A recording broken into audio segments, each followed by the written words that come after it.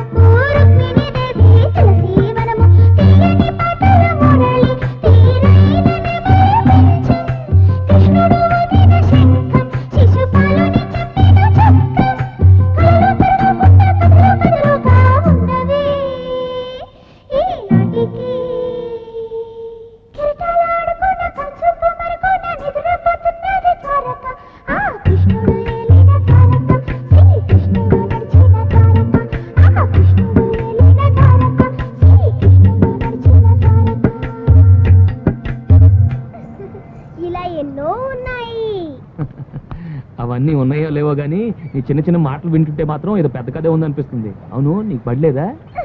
నువ్వు బాగా చదువుతావా? మీ ఇల్లు ఎక్కడా? అదిగదిగో అక్కడ చూడు, ఆకాశం భూమి కలిసినట్టు కనబడుతుంది, అక్కడే మా ఇల్లు.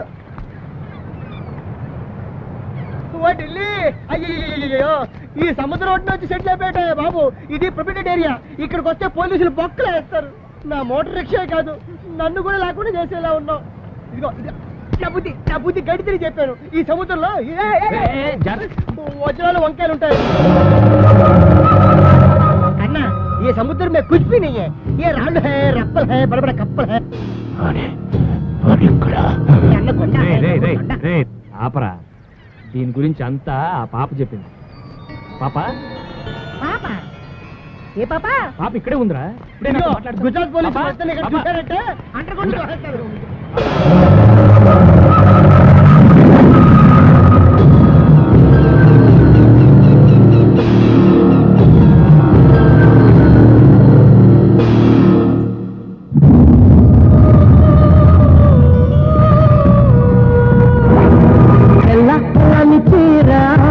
జరుగుతున్నది సందే వేళ,